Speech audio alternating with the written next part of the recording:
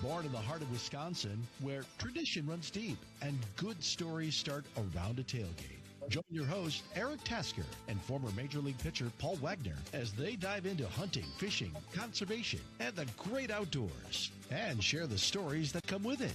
Because out here, it's more than a pastime. It's a way of life.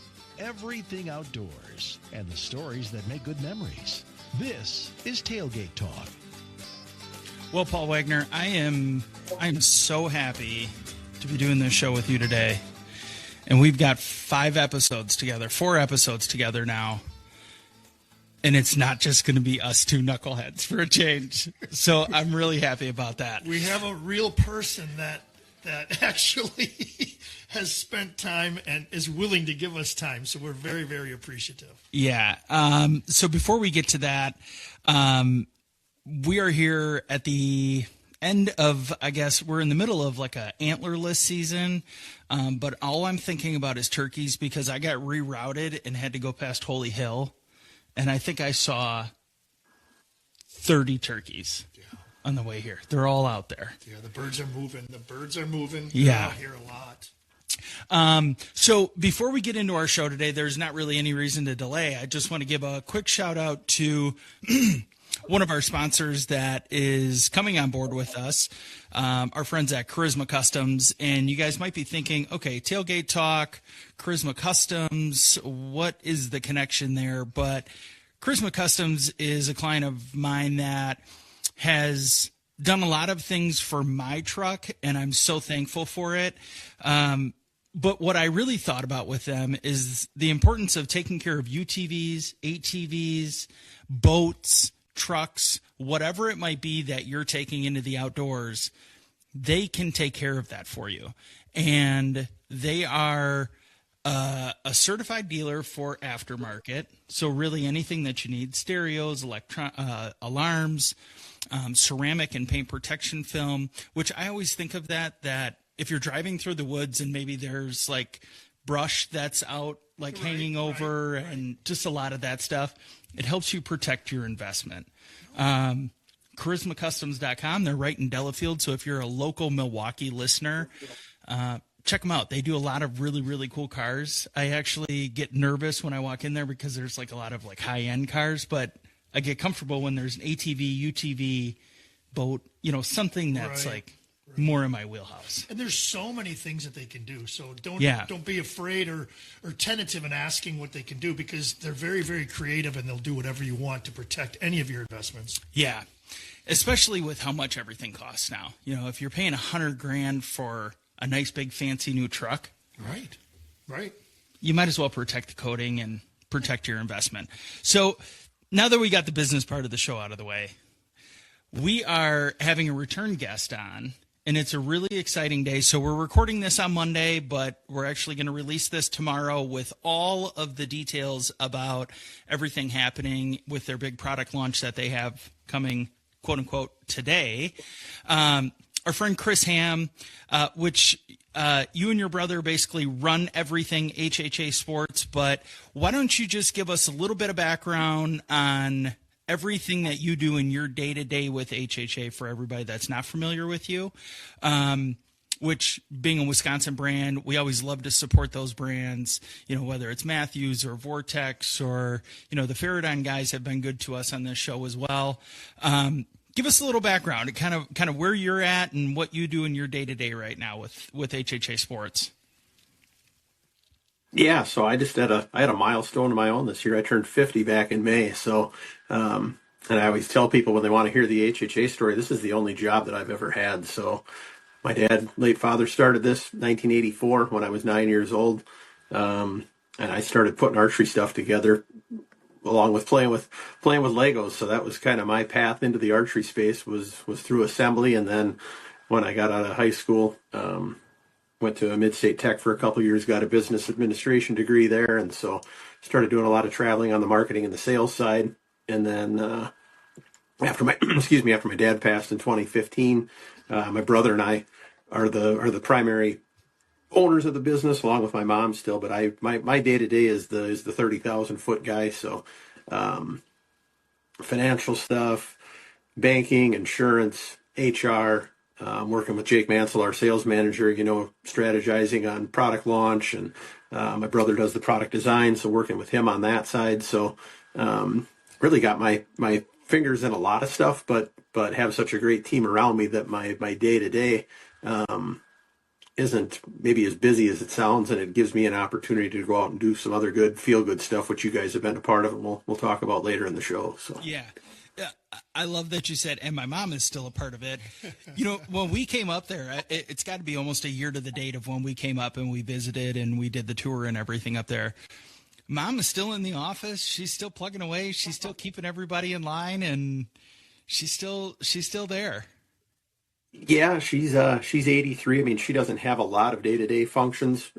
We don't want to totally kick her out of the business that she helped start, but no, she still helps out a little bit in the office, and just nice to have her around the place. She definitely adds a little bit of spice to the office environment, I guess we can put it that way, or excitement maybe is a better word. So I like the fact that when we went in there and we saw all the front office people, all the girls there, then we went to the back.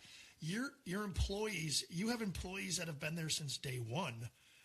In that first building that we were in, before we went to the second building, more of where the scrapings were and how you were actually doing stuff with the bigger machinery. I think walking through the plant where people were packaging and where you had storage on the shelves, we met one gentleman there that I can't remember his name, but I bet you he said I think he must have been there since you were 9 years old. it was probably 13 or 14. Yeah, Mark is our production manager, and yeah, he started riding the bus home with me in 7th grade. And the joke is I don't think he's shaved since, because his beard hangs down to his belt buckle. But no, Mark's been with us for a long, long time, and he's probably forgotten more about the assembly process of HHA products than I know. So he's got a lot of tools in his tool belt and leads our team there out on the assembly floor. So that's great. Well, why don't we do this? So about it had to have been late October, I think it was. You and I kind of went back and forth, and it was almost like I can't wait to tell you this story. And then my response was, we need to get you on the podcast and talk about this, because I'm sure that you see your fair share of really good deer, and you hear all of the deer stories, and your initial response back to me when we went back and forth after I saw that you had gotten your buck this year was, it's such a cool story. I can't believe how it all came together, something along those lines. So why don't we talk about that first? Because that's, the really, really exciting part, what we're all looking to do. Why don't you give us a rundown of what happened late October while you were sitting in the woods? yeah, it was actually November. It was Monday morning, November 3rd. I mean, Okay. my wife and I live on 17 acres here in central Wisconsin, so that's where I do most of my hunting now. We used to have a family farm that we sold last year, and that's a conversation for another day. But and my brother's got a lease too, so I could hunt with him. But I really, over the last couple of years, I've really kind of fine-tuned my home place where I live here. We live on a creek, and it's not really subdivision per se. There's a lot of houses to the west of us, but our neighbor immediately to the west has 80 acres that he and his son both live on. They don't hunt, so I kind of have. It's almost like I hunt 100 acres, even though I only have permission on 17. All of their deer, if you want to call them theirs, come over to my place and vice versa. So, well, but that's I didn't the have. opposite of what happens at Wag's place. All of his deer go to the neighbor's house. Right. But I didn't have anything decent on camera. I think I had maybe a 2-year-old like 8-pointer, like a 12-inch buck, one that I wasn't going to shoot. So I didn't have anything to get really excited about. And I just kept thinking, well, man, the rut's kicking off. With this creek bottom here, there's a lot of deer moving in and out. Something's bound to show up eventually. And I was sitting at my desk here Monday morning, November 3rd. I was just checking emails. It's a pretty nice day out. I think it was. I'd have to look back, but I want to say it was upper 40s to maybe 50 for a high temp. So, I mean, it was going to be a nice day to get out hunting. Probably should have been in my blind, but instead I was sitting at my desk checking emails, and had planned to go outside and do some yard work, trimming some bushes down, bringing some stuff in, just kind of getting ready for winter. And all of a sudden I look on my phone. I'm like, oh, that's a pretty nice buck. And it was about 20 yards behind my water tank, so I couldn't get a real good view of it, but I could tell it was definitely a mature deer that I hadn't had on camera yet. And about 20 minutes later, I have, sounds ridiculous, but I've got 8 cell cams on 17 acres. I use them for deer surveillance and Amazon packages and security system, right? So I pretty much have every square inch of my 17 acres staked out. I know what deer are here and when they're here. So, but I ended up getting a better shot of that buck. And I'm like, oh, that's a mature deer. I mean, he was 18 inches wide, looked like an 8-pointer, big body, big deer. So I went outside, did my work, came inside, ate lunch with my wife, and went and crawled to my blind about 3:30. And it was probably one of the most fun hunts I had. Even had I not seen this deer and shot this deer, it was just one of those like perfect rut nights. I mean, there was little bucks chasing does all over from about 15 minutes of when I got in till I ultimately shot this deer. I mean, it was an hour and a half of action, just nonstop, deer running around like crazy. And I hunt. I've got a redneck blind, so I've got it up on just a 5-foot stand. I'm not afraid of heights, but I like being closer to the action, closer to the ground. And I had a doe on my water tank, which was only about 15 yards from my blind. And I don't know if I went to itch my nose, grab my phone, grab my water bottle or what, but she caught me moving inside my blind. And I'm like, oh, great. That's the end of the hunt. 'Cause I mean, she blows. I might as well just get out and go in because there was only about a half hour of shooting light left. And so, I sit there completely frozen. I mean, we've all been pegged in a tree stand or a blind before, right? And now she starts walking closer. So she's like 6 or 7 yards outside my blind looking right in at me. I mean, I could have just about reached out and scratched her behind the ears, thinking at any minute she's going to take off. And then I hear this deep, deep grunt come from across my food plot. And I'm like, well, I didn't want to move, but I'm like, that's got to be him. And, but she's still got her eyes fixed on me because she doesn't like what she's seeing up in the blind. Well, he lets out another grunt and she immediately turns her head his direction. So I grab my bow, I get hooked up, and all in one motion, I'm basically at full draw. Well, by the time I did that, it was like God just dropped him right in front of my blind. He's 15 yards broadside. I mean, I don't film my hunts. I wish I had, because you could not have drawn up. We've all seen this perfect scenario where the hot doe is right under the blind or under the tree stand, and the buck comes in. I mean, she was the perfect bait, and I put the arrow right behind his shoulder and let it go. And I had not shot lighted nocks until this year. I was late to the game on carbon arrows. I probably shot aluminum arrows for 5 or 10 years after carbon was cool.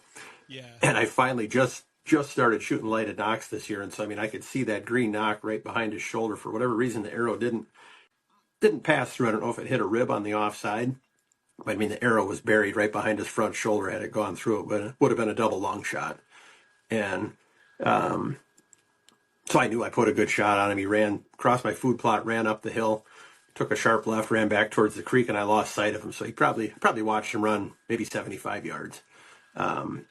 But I knew I had a really good hit on him. And so I had texted my buddy Bob Bartek that lives close by, and texted my brother after I told my wife that I shot him, and came inside, ate dinner. Those guys came over at 6:15, and by 6:20 we had our hands wrapped around him. But what a cool story. I mean, I literally woke up that morning not knowing that deer existed, and by the time it was, less than 12 hours after I had surveillance of him, I had him on the ground. Now he's going on the wall. So there's still hope for me, I guess. Absolutely. There's hope for all of us. Yeah. Man, what a cool story. And if anybody goes to your page, they can see the deer. And the thing that caught my eye first and foremost was like the cool intricacies of the texture on the rack. Like there were a lot of like cool grooves and niches, and just like a really, really beautiful deer. I mean, it was just a really, really cool animal. Yeah, I mean, I'm not an influencer, but I had to take the teaser picture before you show the full unveil of the deer, right?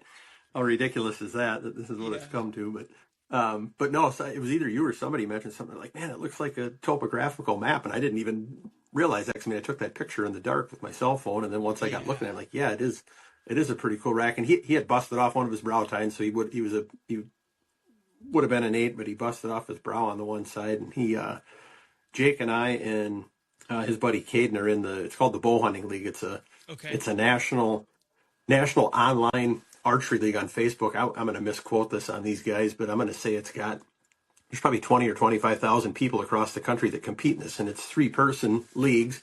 It's no cost to get into it. And it's basically your best $3 from the year, and then the high score wins. So, I mean, I don't care about the score on a deer, but Jake came over and scored it the next day or a couple days later, and it was just under Pope and Young. It was like 120 and like 5/8. But I mean, not my largest deer, but just the way that the whole story unfolded, that I literally didn't know he was here, and I was able to. I mean, I'm right now as we speak, I can get up and look out my window. I can see my redneck blind on my food plot behind my house. I mean, it was a backyard deer, but it was pretty darn cool. So one of those ones that I'll be having great memories of for a long time. Yeah.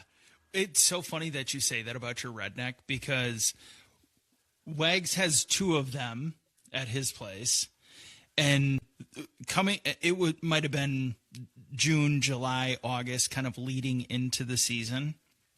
He's like, we got to take this doe. She's too smart. She's too aware. She walks out from 75 yards away and she just stares at the redneck. So she's like impossible to get within range. And he's like, I don't know what we're going to do, but we got to take her, and we got to take her early. So sure enough, I ended up getting lucky on the 4th day of the season this year.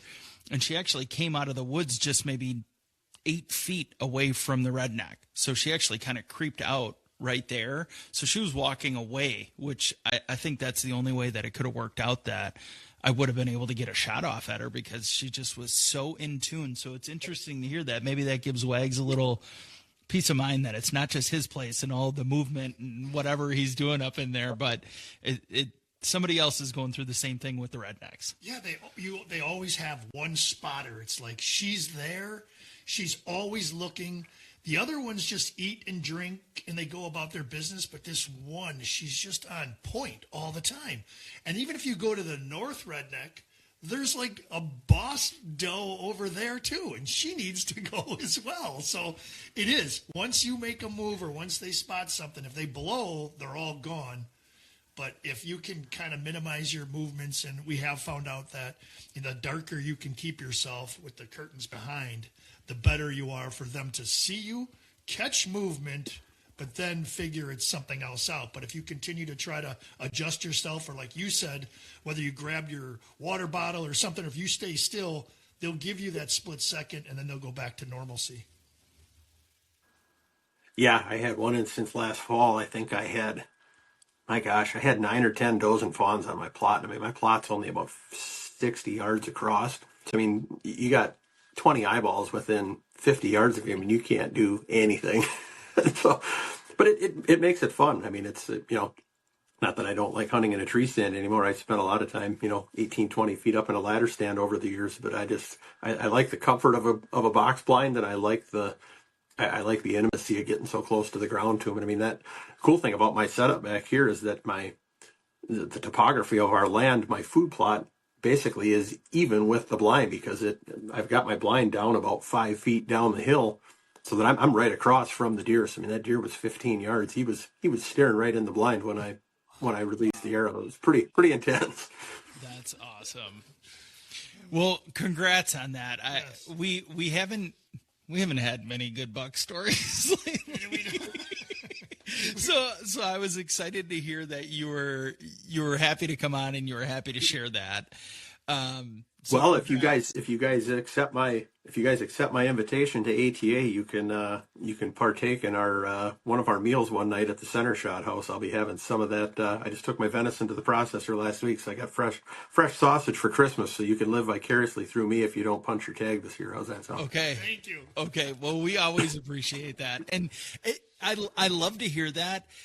I went to a couple bachelor parties in the last like 18 months, and it's these guys from all over the state. And so like there were guys from Green Bay that were coming down. There were guys from like farther north, like up in like the Tomahawk area. They were all over the place. And so we were getting venison sampled from all over the state and different processors. I'm like, how nice is that? You know, I mean, me and Wags have gone to a couple different places ourselves, and, you know, we get to sample some of that stuff, but we'll always take advantage of that, Chris. Absolutely. Well, the invite's there, so you just let me know. I got 2 chairs with your names on them, so. Okay, well, we certainly appreciate that. We're going to talk about that after the show today and just try and figure out what days work and how we're going to make that trip happen. So I certainly appreciate that. Well, Chris, why don't I leave this up to you? Would you like to go down everything exciting happening with HHA USA, or would you like to talk new product from HHA Sports first?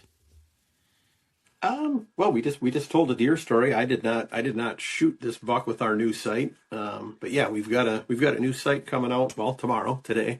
Yeah. December 9th, we'll call it, right? Yeah. And this is a product that our customer base has been asking for a couple of years now. And I wish we could have had it a year ago.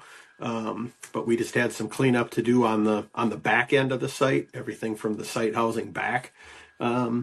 That I think I probably talked about on the last podcast with you guys, how everything went from the Tetran out of the Nitrix line, and it's all modularized and interchangeable and less pieces and parts. And it's just 2025 was we breathed a lot easier on the manufacturing side of things this year because we didn't have so many trains going down the tracks. So we had to get that done to keep our sanity first before we could skin this next one. But yeah, so the XV3, as we're calling it, is coming out tomorrow, and that is it's a 3-pin adjustable sight. So the platforms are the same. You can get it on a dovetail rail. You can get it on a pick rail. We now have a new shorter. We're calling it a bridge lock, which is just a stubbier version of the dovetail. So there's not as much of it sticking out the rear end of the riser on a Matthews bow, and then just our standard fixed frame. So it's available on all those configurations on the standard Nitrix or the Nitrix Pro with the removable wheels on it. Came out with a 3-pin horizontal sight last year, which was a big hit, but people are wanting 3-pin vertical, and specifically 3-pin vertical where all 3 pins are micro adjustable. I think Wags is doing geometry over here. Right. I'm going horizontal. Side to side, up and out. Do I need to go horizontal, vertical? We can draw pictures if needed. Oh man. So the vertical, the vertical is set up how? You adjust. So it's essentially 3 pins stacked on top of each other, one behind the next. So you've got 20, 30, 40, for instance. You got 3 pins instead of the 3 pins coming from the side. They're all in one plane, but it's 3 individual pins that you can drive up and down depending on what distances you want them at. Well, if I'm looking at the 20-yard, you used your hand. I'm looking at your hand. Let's just say the pinky is my 20. Ring finger is the 30, my middle finger is the 40. How, if I'm at the 20-yard mark, is my view obstructed by 30 and 40 pin, or? No, and I should have had my hand. I should have done this. But it's basically you got 3 longer fingers: your pinky, your index, and your middle finger. You got 20, 30, 40. Gotcha. So it's almost like steps. So, Eric, are you shooting the Rise, the 2-pin? I have the single bar with 2 dots. But yeah, that's what I still shoot. I mean, I don't need 3 pins. A long shot for me in a hunting situation is 35 yards, so I can get everything I need with that 2-pin Rise. But the problem with that is that those pins aren't adjustable. Your 20 is your 20, but then your second pin might be. I still don't know what my second pin is, Chris. By the way, 28. Still not. Well, if you have your tape on, you should. If you have your tape on, you should know. But we can help you with that off air. Yeah. But the only downside to that is that second pin is not adjustable. So yours might be 35. If my bow is a little faster, maybe my second pin is 33. Or a slower bow, it might be, I'm sorry, a slower bow would be 33. If second pin might be 40 with a fast bow. So but the benefit of a now you can adjust all three pins individually, so you can set it up 20, 30, 40, 30, 40, 50, whatever you want. So you get the benefits of an adjustable sight with the visual of a like a fixed three pin, if that makes sense. Yeah.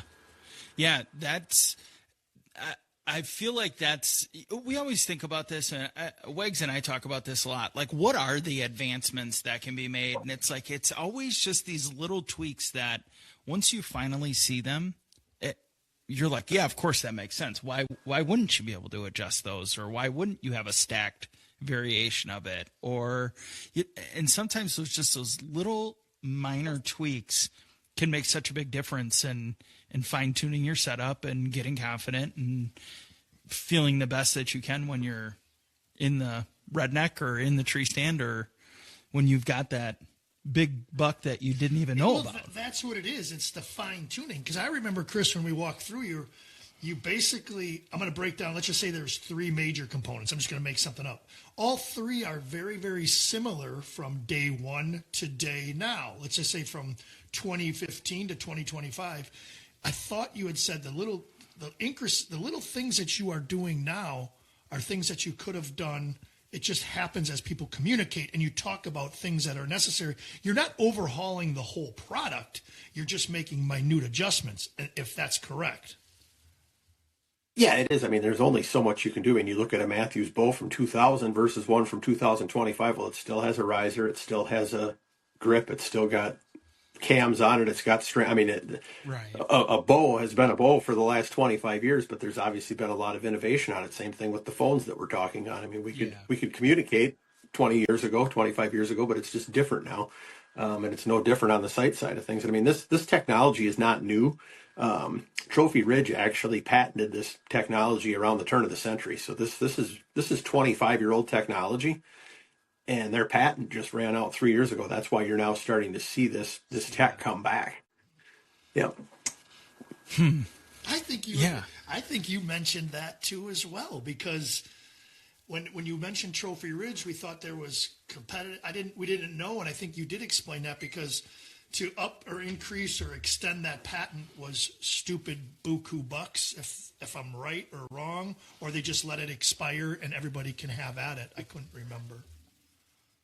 Yeah, I think it's just, I think it's 20 or 21 years, whatever the lifespan of a patent is. Then after that, then anybody can pretty much have the technology. It's the inventor gets a 20-year head start on everybody else, and Trophy Ridge definitely made a lot of money on that concept over the years, because we tried to do it early on and we got shut down by their patent. So I don't think we had that sample out in our conference room, but since you guys have come up, we basically have the history of HHA, almost like the bow innovation wall at Matthews. We've got sites from the mid 90s all the way to 2025, and you can see it. We actually called it the triple threat way back in the day, but we made that site for all of about a year until Trophy Ridge knocked down the door and said, you guys can't do that anymore. So we've got a very early primitive version of this from 2001 or 2002 that we had to put on ice for 20 years, and now we're back with all the other expertise and bells and whistles under our belt. So yeah, tomorrow's going to be an exciting day for launch. I mean, Jake's been pre-selling them, and our sales reps have for the last 4 to 6 weeks through email and phone calls and stuff. And so we actually started shipping them into the dealers already last Wednesday. So I mean, there's probably some sitting on shelves here in Wisconsin already, just waiting for the big unveil tomorrow. So yeah, I don't know if that Jake had posted that on Thursday, Friday, whenever that was, but it was cool to see that it's kind of tight-lipped, but at the same time, there's been a lot of kind of teasing and kind of not exposing, but like showing off what those changes actually are going to be. So it's been cool to see that. And I mean, I'm probably going to go look at one tomorrow. Yeah. Why not? I need one. I need one. Need is a strong word. Need is a strong word. I was messaging one of my buddies on Instagram. He's like, I need this. I'm like, you don't need it. You've got a site that works just fine. Yeah. You want it. Well, maybe that's the problem, is that our site, your site does not work just fine. It's definitely, it's the arrow. It is never the Indian. Yeah. That's funny. The marketing That guy was- in me wants you and all of our customers to think that they need it, but need and want are Right. two completely different things. Yeah. Hey, let me ask you this while But we're no, still talking about. we're excited. Let me ask you this while we're still talking about HHA stuff. I'm really fascinated by Cerakote stuff. Just the ceramic coating that goes on it. It's like I don't know if it's a powder coating. Can you just maybe touch on that and explain that to the listeners too? Just kind of what that process is, and it offers some flexibility for customizing and doing some different colors, and what the advantage to that would be.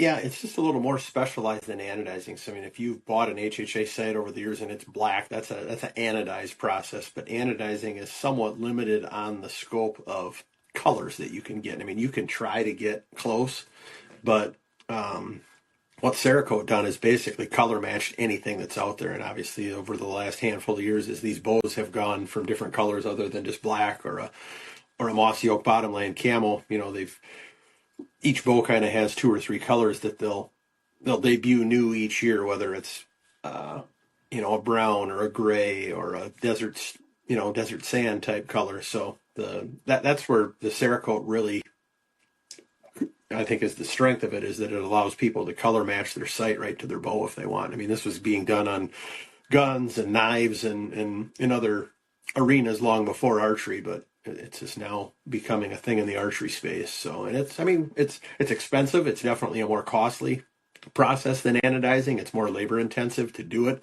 So that's why the cost is more. It's almost a custom deal where anodizing, I mean, that stuff gets racked and you're putting, 50, 100, 500 parts through an oven at one time. And you can kind of mass produce anodizing, where Cerakote is more kind of a one-off per piece, where there's somebody actually spraying the applique on. So if somebody came to you and said, hey, my favorite color is this specific color, could you custom Cerakote that one site for that person? Or do you just go down the path of, we have these 9 colors available, these are all the color match, all those that are out there, or whatever that might be? Anybody's favorite color is out there in Cerakote, I would almost guarantee it, but we don't have that option. But I was just talking with Jake about it this morning. We have 8 different Cerakote colors that we're doing now. So we're doing black anodized. We're doing 8 different Cerakotes. We've got 2 models of sights between the Nitrix and the Nitrix Pro, and then you've got a 1, a 2, a 3-pin horizontal, a 3-pin vertical. Our price sheet has grown immensely. We're still selling pizzas, but now 5 years ago we used to have 10 flavors. Now we've got 100. Mm-hmm. Yeah, Wiggs, what color are you gonna get? I'm gonna go. I think that desert. I like that desert. Yeah, desert sand. Yeah, I do love that color. I like that. And with my old Matthews, I have the old Matthews Tri-X still, the smaller one with the shorter compact. I got that in 17. And I liked it. I really like that smaller, even though I'm a bigger guy, I like the smaller feel of it. Sort of like when I used to pitch, I used to use a small glove, because someone says, why do you use that small glove on the mound? And you're such a bigger guy. I'm like, well, I'm 6'3", 225. If I have this small thing on my hand standing 60 feet away from you, I'm going to look even bigger. So now I got this little bow on my hand, and I'm like running around with it, and I'm like, it's easy. A quick knock, I can hold it. Everything is good for me. I can hold my draw for a long time. I'm comfortable with it, and I'm going to stick with the tries. Yeah. I'm not doing the lift like you got. Yeah. Tasker's the one he's going to get a new bow every other year, probably. I'm not. Yeah, you will. I'm not. You will. I'm not. And I'm going to be stuck with the same one. This would be my odd year to get a new one, and I shot the arc. I don't think it's that much of a difference for me. Right. That's my Switzerland response to. I don't know. I mean, my bow is recent enough. You will get another one. I mean, I will eventually. Oh, Paul, you sound like the guy that shoots it. You sound like the guy that shoots a buck in Milwaukee, but then when you take your success photos, you're sitting in Illinois to make him look bigger. Hey, if you got any tricks, is that a fair statement after your glove comment? Hey, Paul, I thought it was an 8-pointer. Yeah, well, I glued on a couple. Paul's the only guy that shoots a buck in Illinois and has to pay or shoots a buck in Wisconsin and has to pay tolls in Illinois to take his success photos. I can't shoot in Kansas. I can't shoot in the Kansas farm because Kansas has that. We have a 4-point limit out on our farm in Kansas. Paul, you can't shoot that. It's not enough points scoreable. Oh man! All right. So our final topic that aggravates me. Oh, I don't want to get on my soapbox, but that aggravates me. Most of our success photos we share, we try to butt up against the deer and not be back in the next county to make them look like they're. Yeah. If the deer's really that big, either the person is a midget or the deer weighs 800 pounds. Right. Yeah. And now you just never know because somebody could, Photoshop it. They could enhance the size of it. I don't know. Cameras are weird nowadays too, because I always tell everybody, my deer taped out, my 8-pointer that I shot a couple years ago, it taped out at like 129 and change. But whatever it was with the angles, it looks huge. So like I just tell everybody, it photographs well. It's not as big as what you think it is because it just, whatever it is with the way that like iPhone camera lenses look, it's bizarre. It looks like it's got a 30-inch spread while it's sitting on the back of the tailgate. And I'm like, it's not as big as what it looks like. It's just, it's something with the like processor and the camera of iPhones that makes it look wonky. So yep. That's what Wags does. He's like, I'm off my soapbox now. I'll take the picture from back there. Oh, that's good. Okay, well, we're super excited for you guys. I know that product launch day is always it's always a big day. It's always a time when it's kind of like, okay, we're in our next evolution. It's our thing that we're going to push this year. It's the product we're super excited about. You guys are going to go to ATA and be able to share everything about it there as well, which I believe when you guys launched the Nitrix site, that was at ATA last year or this year, I think. Yeah, and that wasn't by design. I mean, we that was just a heavy lift. I mean, we didn't reinvent the wheel, but we reinvented the wheel. Sure. And it was we were basically pulling the old train into the station and putting a new one out, so it took longer than expected. We wanted to be launching that by November 1, and it just didn't happen. We had to take the extra time, and perfect world, we would have launched this new XV3 probably right after Halloween as well, but it just took about 30 days longer than expected. So, I mean, ATA 20 years ago, and that was why people went, is because that's when all the new toys came out, and now, I mean, people are dropping new products in October. Yeah. Yeah. And it's got to take a little stress off too, because, say for your sales and marketing teams that might be at ATA, if you're launching this product, say December 9th, you have some time to get the word out, and it's not like everybody's got to be all hands on deck to be able to answer questions, or maybe if dealers are calling them and they're asking questions or whatever it might be, they can solely focus on the product launch. Then they can go to ATA and they can solely focus on shaking hands, talking to people, showing off features and benefits and all of that stuff. I mean, in my mind, it makes more sense, but I also understand the novelty of having that big shiny object that you want everybody to come to your booth to be able to see too. Well, there's a little settling. You got a little settling time, I think, and I think that's important. Everybody gets back, and then they can come to you with real questions rather than, hey, what is I don't know, maybe more specific. They have an understanding maybe a little bit better of what you've just accomplished. Yeah, well, the big thing for us, I think the bow manufacturers kind of drove it. I mean, once the bows started to drop in November, it's like the accessory guys had to keep up, or we were losing shelf space to our competitors. I mean, whoever's ready in November and December is going to get the peg space for the year. Not that we don't have loyalty on the dealer side and the customer side, but I mean, if the new Matthews bow drops November 15th, I mean, maybe you've already killed your buck and you're like, hey, I'm going to go get an arc tomorrow. Well, if I don't have my new sight on the shelf, hopefully they'll wait, but right. It's probably not. Getting product launch as close to bow launch has become vital for accessory manufacturers to have successful years. Because if you don't start shipping new product until quarter one, you're already behind. Yeah, and and it's not like you can just fast forward your timeline, 30 or 45 days. I mean, there's only so many hours in a day, and it takes time. And especially when you, not reinventing the wheel, but when you are revamping something to the extent that you have, every day matters. And so when you're talking about 30 or 45 days in advance, that's a big amount of time to make up just to be able to time it with Matthews and Hoyt and all those other guys. Okay, I think we are. It's kind of nice. I even did a wardrobe change.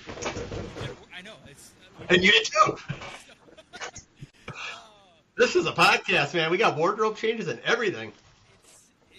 It's high end. Yeah. So, yeah.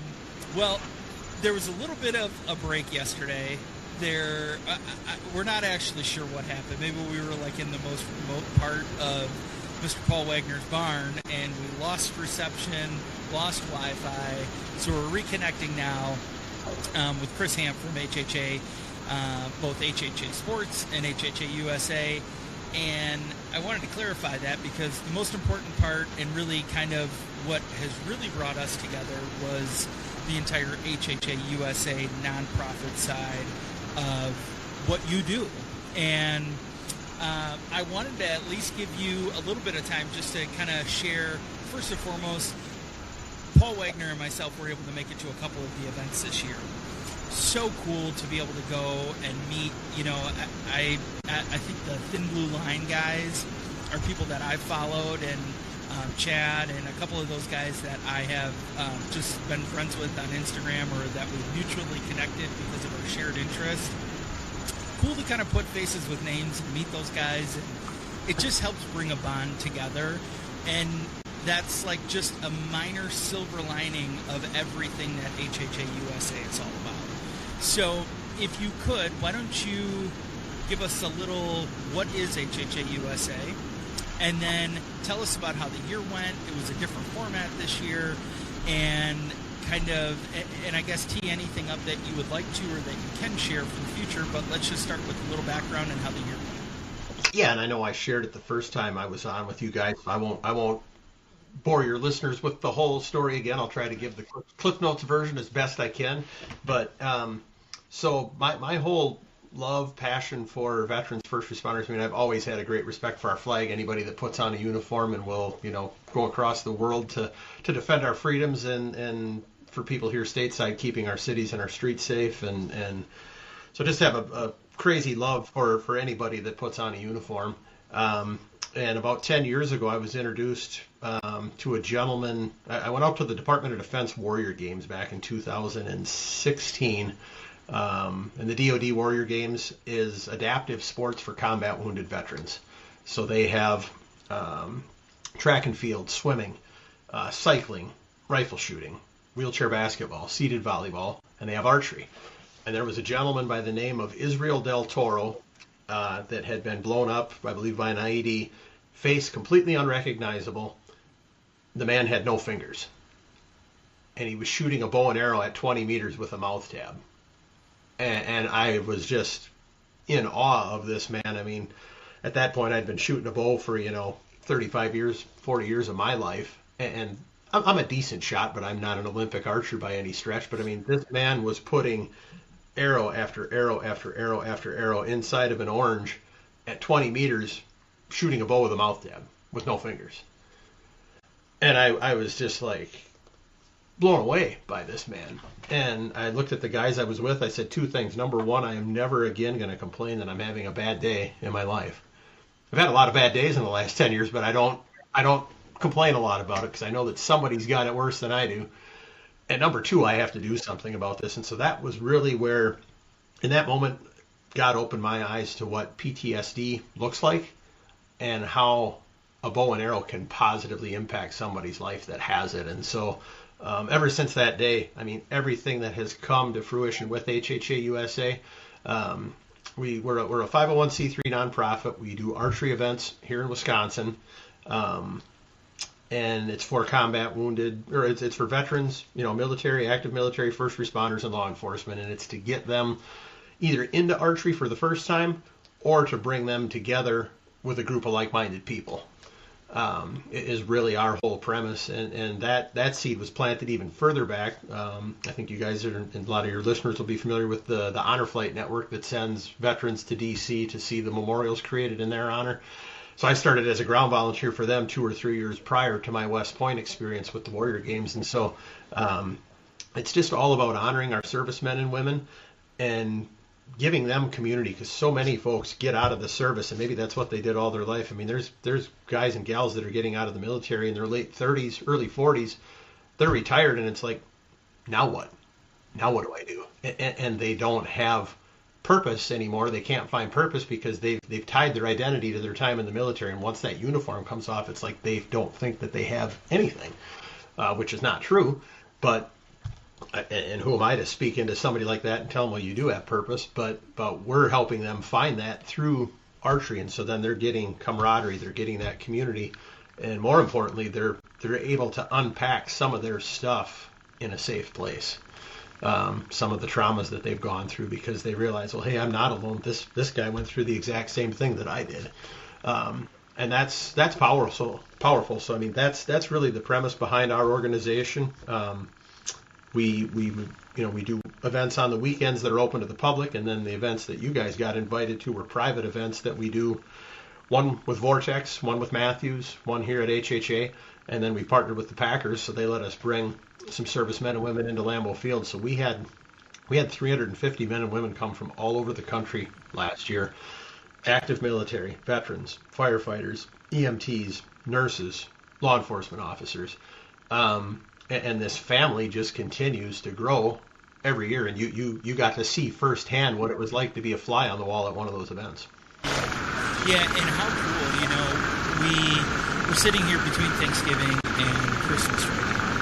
And it's a time that a lot of people look back and reflect on their year, and they're thankful for this and they're thankful for that. And, the men and women who have served, they're thankful for a lot of things, but they're just happy to be home and to be able to find a network and to be able to find like-minded or people who have shared similar experiences to them. And what a cool way for you to be able to bring people together and to kind of give them that outlet of, hey, here's all of these other people who have served, and either they love bow hunting or they love shooting their bow, or they just want to be outside, or they just want to find a healthy outlet. And I think what was super impactful for me last year was when I talked to Aaron at Center Shot, and he was like, we're doing this to set up these outposts across the country that when somebody has a tough day, they have somewhere that they can go. And there was a story, I think, that somebody had shared at one of the two that I went to, that there was a police academy or a police group that had just had a very, very traumatic morning. I don't know if I think it was a shooting, and somebody had been wounded, and it was just a very, very high, tense day. And that whole group went and shot their bows that afternoon to step away from the world and to be able to go and have kind of an outlet to just step back, reset, and be able to go home to their families. And I mean, it makes sense because, you said it's hard to complain about a hard day because there's so many people that have very difficult days every day. I think about that for me, it is an outlet, and I love going home and shooting a bow, and it is, I mean, there's times where I'll just put earbuds in and not put any music on just to kind of close everything out and to be able to reset. Just everything about this was so cool when we first connected and heard this story last year. I guess I'm kind of rambling a little bit here, but it's so powerful, but it's so cool to see this and be able to witness it firsthand. You have to have this time between Thanksgiving and Christmas to look back and say, wow, how cool was this year for everything that we did? And I'm sure you feel that way. I'm sure you feel very blessed by that, but maybe you can touch on that. Kind of what's your reflection at this point of the year looking back on everything? Yeah, I try to, because I mean, we've got, we started doing this almost 10 years ago, and we did 9 or 10 shoots for our local honor flight in Wausau before we ever had a 501c3. So all that money went to them. And then when we started the HHA USA organization, we actually stole or borrowed the name from Never Forgotten Honor Flight. Every time they take a flight to DC, they call it a mission. So it's Mission 1, Mission 5, Mission 15. So if you look at our website, I mean, we'll have our new calendar dropped here shortly, but we're doing missions 40 through 43 this year. We skipped 22 intentionally because of the 22 a day that take their lives. So we'll have 42 missions under HHA USA's belt, and plus another 8 or 10 through honor flight. So by the end of 2026, we're going to have 50 of these things that we've done over the last 10 years. And it's like every one of them, I get goosebumps just talking about it, but it's almost like every one of them I can remember, oh yeah, that's where we met this guy. Or that's where this guy came up to me and said, man, you have no idea how much I needed this weekend. I was literally ready to not be on this earth anymore. I was in such a dark place, but I knew I had this to look forward to. Thank you for doing this. And I mean, those are hard conversations to have. But as far as the reflection piece, as it's, and I don't know if it was with me turning 50 this year, but I'm trying to slow down more and kind of relish it in the moment. And that's hard to do on those weekends because I mean, it's, even though I'm a talker here, I kind of try to just get out of the way and let the people do what the people do. Yeah, but it's I mean, it's heavy work at times. I mean, we had two different individuals this year that basically said that they didn't want to be here anymore, and that I mean, from day one when this got started, it's like if we can save one person's life, even if we're doing this for 50 years, if it saves one person's life, it's worth it. That's been my goal from day one. It's not how much money we raise. Obviously, it's nice to have monies coming in so that we can bless other partner organizations that we work with to do their work. But the money is that's a distant second, third, fourth. It's all about connections, impact. And then when you talk about center shot, I mean, that's really where, if I had to put a theme on 2025, that partnership and the level that it took both of our organizations to, they say a rising tide raises all ships. I mean, it wasn't 1 + 1 = 2. It's 1 + 1 = 100. Because that incident, and I don't know if it's the same one that you were talking about, but Aaron Scheer tells the story. He's the chaplain for the Green Bay Police Department, and several years back they had a critical incident. There was a shooting, and he was unpacking that with a couple of these officers, and hypothetically that's you and I. And he asked them, "Hey, Eric and Chris, how are you guys doing?" Well, we're men, we're tough guys. We're not going to let on, even if we're struggling. We're fine, right? They weren't, and Aaron just said to them, "Well, you guys might be fine, but I'm having a hard time with this. And one thing that I do for my mental health is I shoot a bow and arrow. And I have it in my truck, and when I'm done here with you guys, I'm going to go to the archery range and send some arrows down range just to get my mind off this, and you're welcome to join me."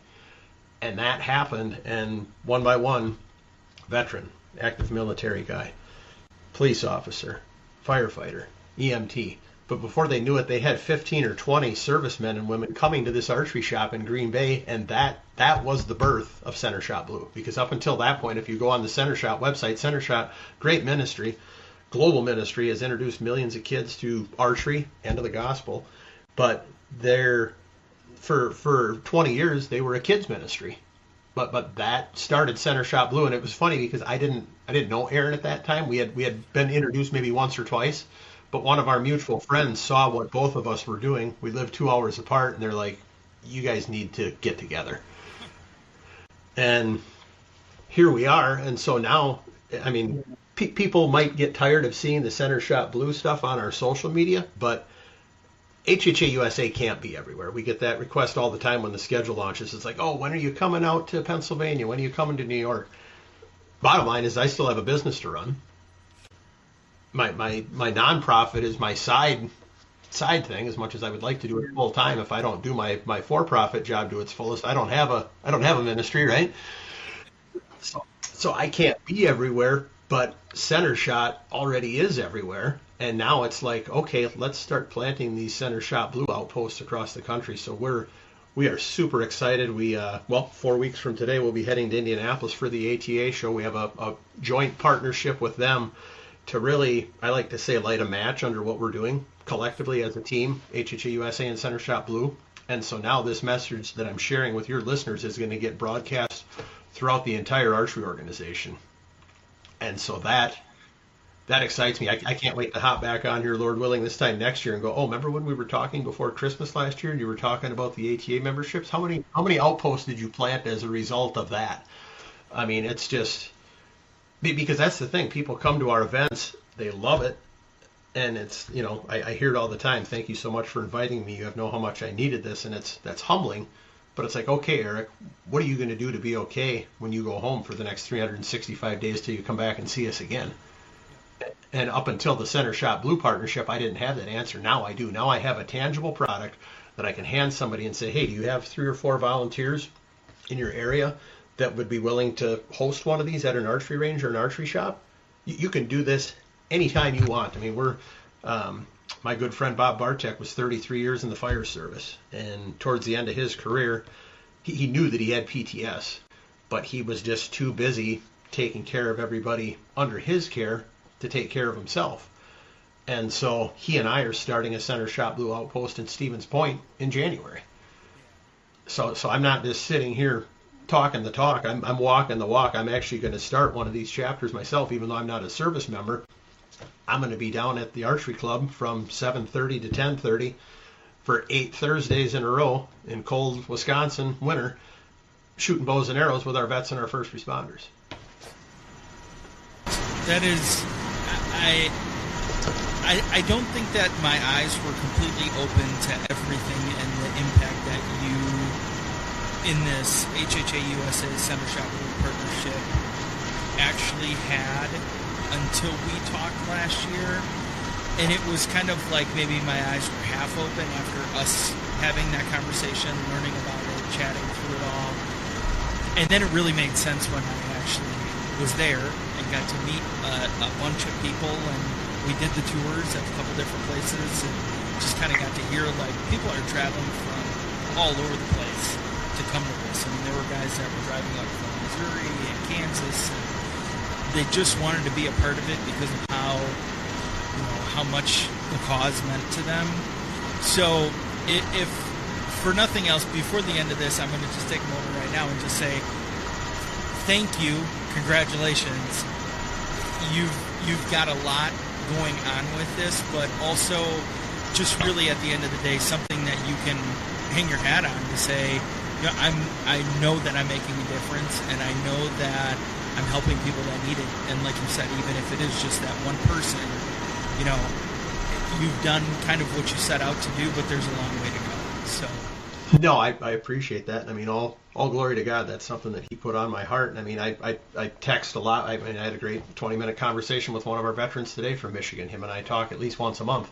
And I have countless conversations like that throughout the year. And it's like, and he's a passionate bow hunter, but it's like, man, is it April yet? Can we get back out on the archery? As much as I love bow hunting in the fall, it's like this has become such a big part of my life. There's nothing that beats getting out on a 3D range with a group of veterans and first responders, whether you know them or you're meeting them for the first time, and just bonding over a bow and arrow. There's something really, really special that happens. People's guard just comes down, and I say it all the time, but I mean, people walk into these events strangers and they walk out best friends. I mean, that literally happens. It's just so cool.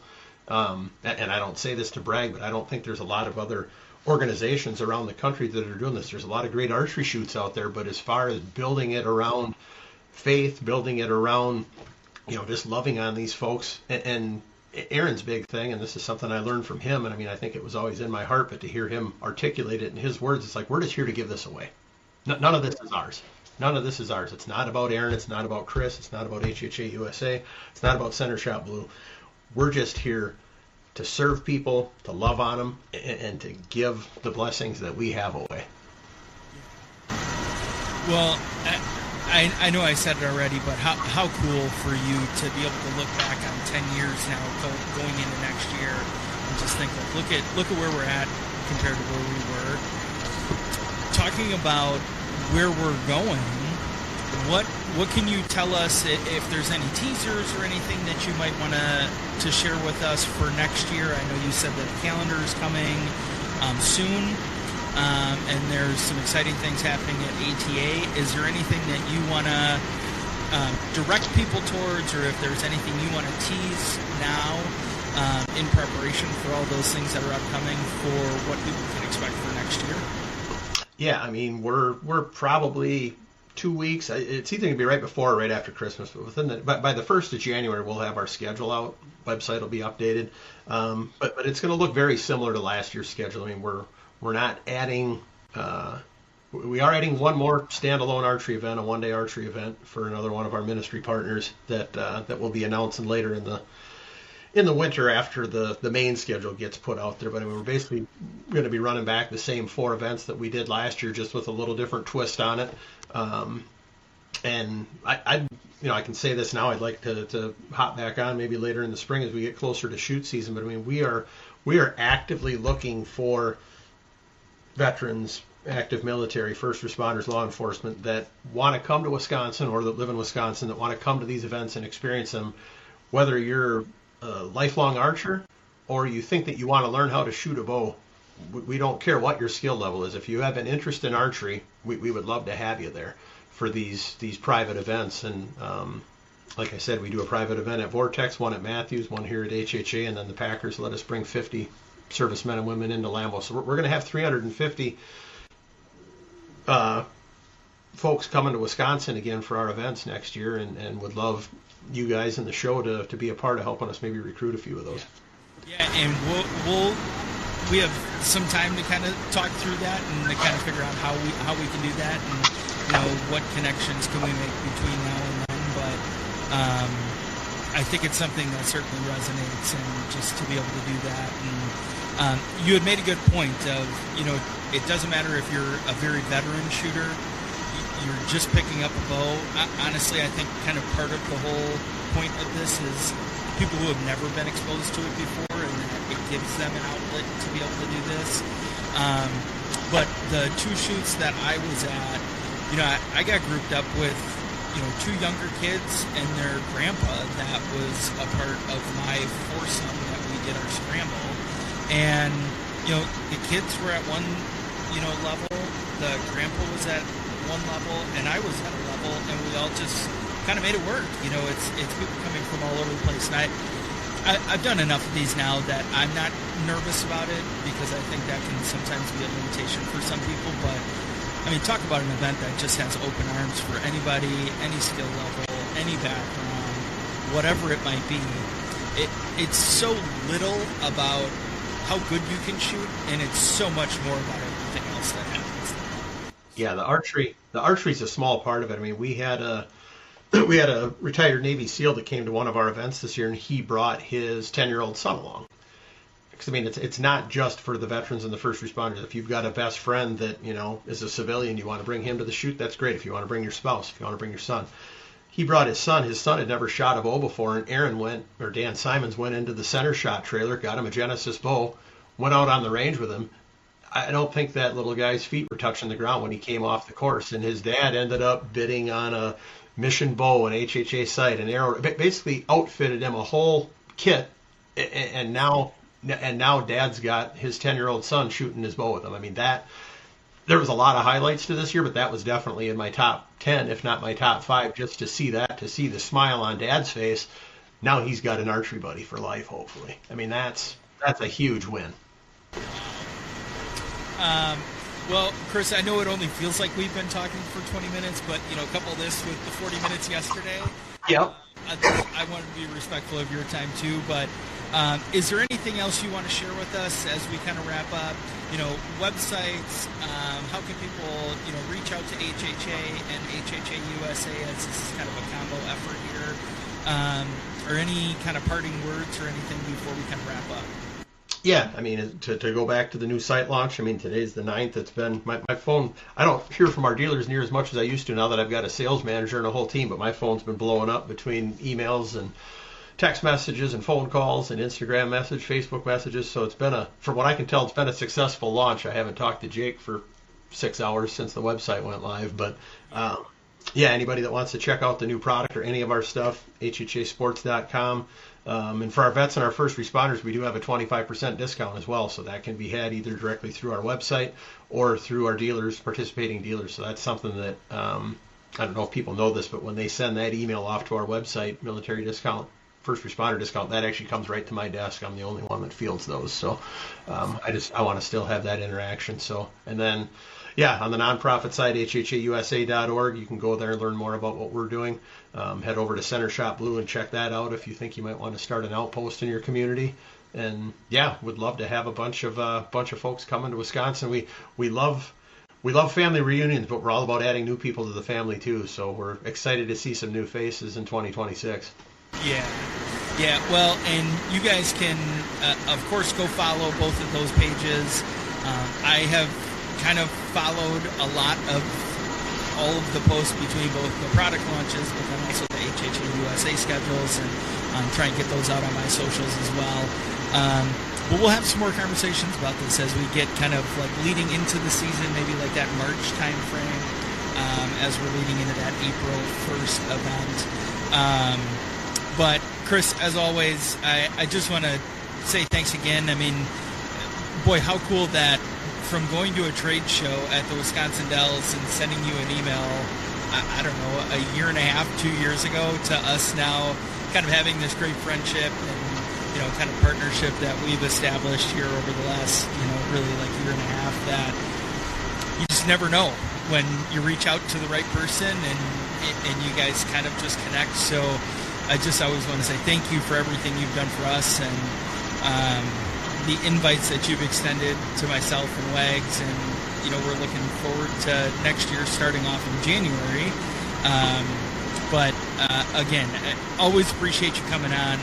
Always love having you on, and it just happens to be really exciting because we went from the day before pre-recording to actual launch day. So I'm glad to hear that everything's going well. Yeah, I wouldn't say that's guinea pig. I think that was planned out before you and I were ever around. I call that a divine appointment. So. Yeah. So, well, so the second half of the show today was without Mr. Paul Wagner. We had to kind of do a little bit of scrambling just to kind of wrap everything up with Chris Hamm from HHA Sports and HHA USA. As always, you can find this show anywhere that you listen to podcasts: iHeartRadio app, Apple Podcasts, Spotify. And if you would like to be a guest, or if you have a topic that you would like us to cover, or somebody that we should talk to, feel free to reach out to us. Wisco Bow Hunting on Instagram. That's probably honestly the easiest way. But until next week, this has been episode 205 of Tailgate Talk.